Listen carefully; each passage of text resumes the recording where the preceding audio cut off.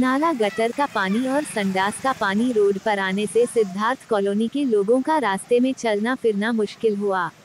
यहाँ तक कि औरतों, बच्चों और बूढ़ों को रोज पानी के ऊपर चलकर जाना पड़ता है, जिनकी वजह से उनके पैरों में तकलीफ, उनके घर में मलेरिया, डेंगू बीमारी फैलने का डर हो गया है। छोटे छोटे बच्चों को बीमारी हो गई है मच्छर काटने से, कीड़े काटने से, मगर यहाँ के स्थानिक नगर सेवक, MLA, MP या फिर BMC के ऑफिसर के कानों में जूं तक नहीं रेंगती।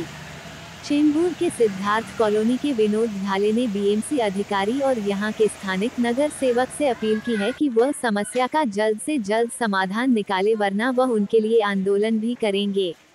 पिछले कई महीनों से गटर का पानी रोड पर आ रहा है।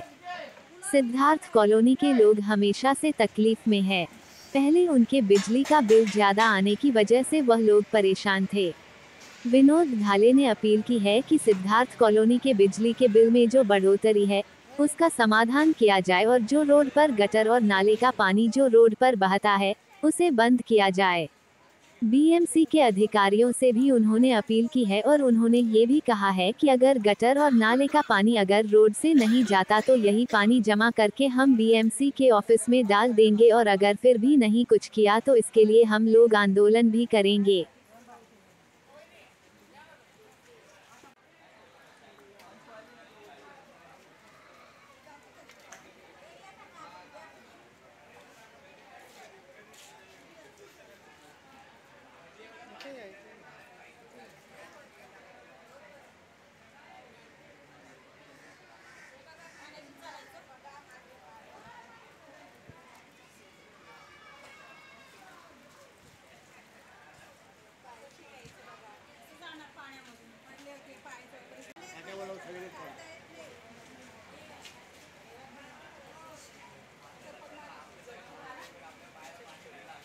परेशानी आहे, सर्व घरामध्ये दारामध्ये येतं पाणी।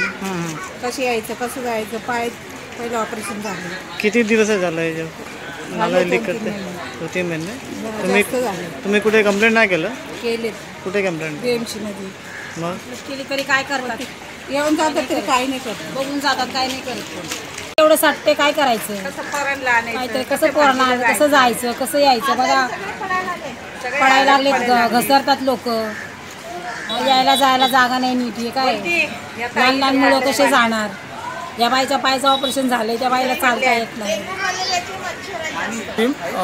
आज आपण ही परिस्थिती बघितली पाठीमागे, जी पाण्याने भरलेले रस्त्यावर पाणी एवढ्या प्रमाणामध्ये येतं की बाजाराचा टाईम झाला की अक्षरशः एवढं पाणी येतं की लोकांचे हाल होतात, कोणी बाजाराला जायची इच्छा होत नाही। आणि अशी परिस्थिती येते की लोकांना चिखल्या झालेल्या आहेत पायाला, लोक आजारी पडायला लागलेले आहेत। आणि हे आम्ही असा आरोप करतो की हे काम आहे ना, ज्यावेळी आशाताई मराठे नगरसेवक त्यावेळी हे झालेलं प्रकरण आहे, कारण तिने कुठल्याही प्रकारचं काम बरोबर केलेलं नाही। पाण्यामध्ये खड्डे दिसत नाही, खड्ड्यामध्ये पडतं एखादी, त्यामुळे ना कसं झालं, हे पाणी सरळ रोडला यायला लागलं। आज तुम्ही आपण बघितलं की इथं किती त्रास व्हायला लागलाय आणि आम्हाला असं वाटायला लागलं आम्ही कॉलनीत राहायचं का नाही राहायचं, हा विचार आमचा पडलेला आहे। त्यामध्ये ओपन गटरी ज्या आमच्या होत्या ना तेव्हा पाणी साठत नव्हतं, पण जसं आशाताई मराठे नगरसेवकांनी ते काम केलं त्यानंतर पाणी एवढं मोठ्या प्रमाणात यायला लागलं ना की आम्हाला इथं राहू का न राहू असा प्रश्न झालेला आहे। त्यामुळं हे बाजूला त्यामध्ये काही लोकांनी घरं तोडलेले आहेत बिल्डरच्या माध्यमातून। इथं हे तोडल्यामुळे इथं मलेरिया, उंदरं अशा प्रकारचे एक येतात माणसं, मलेरियाने, डेंग्यूची साथ, एवढं म्हणजे लोक आजारी पडायला लागले। त्यामुळं महानगरपालिकेला आम्ही वेळोवेळी ना अर्ज केलेले आहेत, अधिकारी आलेले आहेत, असं बोलत नाही आले नाहीत, पण आलेले, पण कुठल्या प्रकारची दखल घेतलेली नाही। आम्ही असं ठरवलं आहे की जर काय ह्याची दखल घेतली नाही तर यांना काही दिवसामध्येच आम्ही महानगरपालिकेमध्ये घुसून हे पाणी त्यांच्या ऑफिसमध्ये फेकल्याशिवाय आम्ही राहणार नाही। राहिला प्रश्न सिद्धार्थ कॉलनीतला, हे अत्यंत महत्त्वाचा विषय मी आपल्यासमोर मांडतो की सिद्धार्थ कॉलनीमध्ये जवळपास 20 वर्षापासून सिद्धार्थ कॉलनीवर अदानी इलेक्ट्रिसिटीने जो आमच्या लावलेले बिल, हे बिलाचा त्रास आम्हाला त्याच्या पहिल्यापासून आहे आणि त्यामध्ये हा त्रास। आता आम्ही असा विचार केला की येणाऱ्या सोमवारी 16 तारीख त्या दिवशी आम्ही ह्या आमचं बिल माफ होण्यासाठी आम्ही विपश्यना बुद्ध विहार या ठिकाणी आम्ही उपोषणाला बसणार आहे। त्यामध्ये मी स्वतः विनोद ढाले आहे, मंदाताई सोरटे आहेत, आमचे विजय पगार आहेत, निखिल गांगुडे आहेत, रत्नाबाई विमल आहेत, त्यानंतर अजून संगीता थोरात आहे।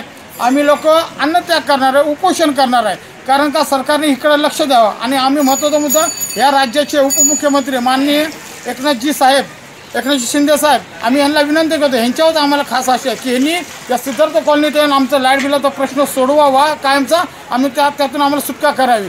आम्ही जास्त आमचा अंत बघू नये. आम्ही त्यांना एवढी ह्या माध्यमातून आम्ही ही बातमी तिथं पोहोचवण्याचा प्रयत्न करतोय.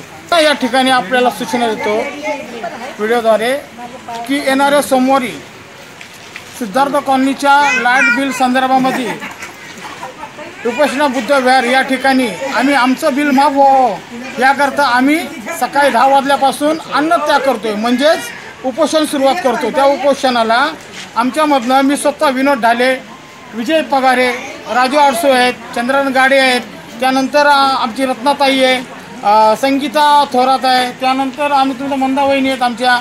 आम्ही जवळपास 10 ते 12 लोक लाईट मुक्त व्हावे यासाठी आम्ही उपोषण करणार आहे. कारण हे आम्हाला सहन होत नाही. कारण एका बाजूला थकीत बिलावर 4-4 आणि 5-5 हजार रुपये बिल येते आणि दुसऱ्या बाजूला लाईट बिल वाढत चाललेलं आहे.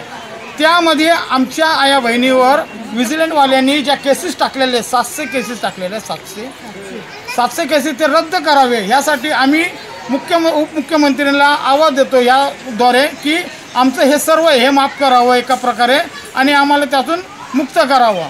कारण अन्याय किती दिवस सहन करायचा, कारण हा अन्याय आता आम्ही सहन करू शकत नाही. त्यासाठी आम्ही या मीडियाच्या माध्यमातून आपल्याला एक उपमुख्यमंत्र्यांना सूचना कळवण्याची विनंती करतो की त्यांनी ह्याकडे लक्ष द्यावं आणि त्या ठिकाणी लोकांना हे करावं, म्हणजे मुक्त करावं, लाईट बिल मुक्त केलं अशी घोषणा करावी. यासाठी आम्ही पुन्हा एकदा उपोषण करणार आहे, अन्नत्याग करणार आहे. जय भीम. इथं पाणी एवढं साठलेलं आहे इथं, तर मच्छर चावून पाय एकदम खराब झाले, सडलेत पुरे पाय. एवढं पाणी रात्रंदिवस आहे, बारीक बारीक किडे येतात, मच्छर आहे रात्रंदिवसाचे. ह्याच्यावर कोणी ॲक्शनच घेत नाही. किती कंप्लेंटी वगैरे केल्या, ह्याच्यावर काहीतरी विलाज करा. लहान लहान मुलं आहेत, मलेरिया होतो. इथे एवढी घाण इथं पसरलेली आहे, इथं पडलेली घरं आहेत 2-3, तिथं किती घाण साठली. एवढं पाणी आणि पाण्यामुळे जास्त त्रास व्हायला. याच्यावर काहीतरी किती दिवस झालं हे आता तर मला वाटतं 7-8 महिन्याच्या पासून कमीत वर्ष तर झाले, पण 7-8 महिन्यापासून तर खूपच त्रास व्हायला लागला. तुम्ही कंप्लेंट नाही केलं का? केलं 2-3 वेळा, 5-6 वेळा मोर्चे घेऊन गेलो, कंप्लेंट केल्या, तरी पण इथं कोणी ऍक्शन घेत नाही. या पाण्यावर इथं अपंग माणसं आहेत, परत म्हाताऱ्या बायका आहेत, अपंग माणसं आहेत, बायका आहेत तिथं, त्यांना तर यायला किती त्रास होतो. ह्याच्यावर काय होत असेल तर करा. मीडियापासून काही बस एवढंच बोललं जातं. आता 7-8 दिवसापासून आहे ना मी आजारी आहे. औषध वगैरे घेतलं पण काहीच आराम मिळत नाही आहे. बाजूला घर तुटल्यामुळे ना मच्छरचं प्रमाण वाढलेलं आहे आणि तिथं आहे ना पाणी, पावसाचं पाणी साठतं, त्याच्यामुळे मच्छर खूप प्रमाणात व्हायला लागलेले आहेत. त्यांनी त्या मच्छरमुळे ना डेंग्यू, मलेरिया यासारखे ना खूप आजार वाढलेले आहेत. आता मला पण ब्लड टेस्टिंगसाठी सांगितलेलं आहे. ते बोलतात मलेरियाची शक्यता आहे, तुम्ही जरा ब्लड टेस्टिंग करून बघा की मलेरिया झालं आहे की नाही. मग किती दिवसापर्यंत प्रॉब्लेम आहे? हे प्रॉब्लेम किती दिवसापर्यंत? हे 2 वर्षापासून प्रॉब्लेम चालू आहे. मग तुम्ही कंप्लेंट नाही केलं काय? कंप्लेंट करून काही उपयोग नाही झालेला आमचा. भरपूर वेळेस कंप्लेंट केली, काहीच कोणच ॲक्शन घेत नाही. गटारी तर ना अशा अक्षरशः तुंबून आहे ना पूर्ण पाणी बाहेर जाते. पावसाळ्यात तर ना पूर्ण असतात, 2-3 दिवस पाऊस पडला ना तर पूर्ण पाणी असं रोडवरती. लोकांना म्हणजे चालता येत नव्हतं, एवढ्या प्रमाणात पाणी साचलेलं. ना कोणी ॲक्शन नाही घेतलं तर तुम्ही काय करणार? तर कोणी ॲक्शन नाही घेतलं तर आम्हालाच काहीतरी करावं लागणार आहे ना. आम्ही काहीतरी उपयोग करायचा आता. त्याच्यासाठी आता BMCने लवकरात लवकर निर्णय घ्यावा हीच आम्हाला अपेक्षा आहे. मच्छर चावत होते, गटरीचं पाणी साठतंय. माझ्या मुलाला पण 3-4 दिवस ताप येत होता, त्याला व्हायरल इन्फेक्शन झालं. आणि समोरच्या घरामध्ये जे घरं तोडले तिथं घुशी येतात, मरतात. तुम्हाला सांगते, पाणी असं कचरा येऊन टाकतात लोक याला. आणि ह्याला जबाबदार कोण आहे मला ते सांगा. लहान आज ह्या 8 महिन्याच्या बाळाला काय झालं तर कोणाला पकडायचं आम्ही? 4-5 मुलं आहेत बाळ आमचे. हे छोटे छोटे मुले, यांना खेळायला जागा नाही. या घाणीच्या गटऱ्याच्या पाण्यात कसे खेळणार लहान मुले? आम्ही BMCला सारखं वारंवार, मी स्वतः येतात त्यांना वारंवार जाऊन बोलते की इथे काटा मारा, तिथे काटा मारा. हे मी कामं ना, आमचे कामं नाही आहेत.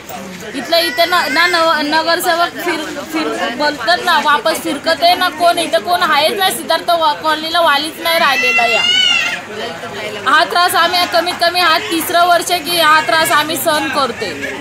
आता आम्ही तर गेलं तर आमच्या मुलांनी किती करायचं, आता लहान बाळांनी तरी किती सहन करायचं. काय ते आहे ना, आम्हाला आता BMC वरच काय ते धडक मोर्चा काढला पाहिजे. तोपर्यंत आम्हाला काहीच नाही. आणि तेही केलं इथल्या आमच्या जे आहेत, जे समाजसेवक मुलं आहेत त्यांनी प्रयत्न केले, पण इथं बोलतात ना कॉलनीला आमच्या वाळीत टाकलेलं आहे.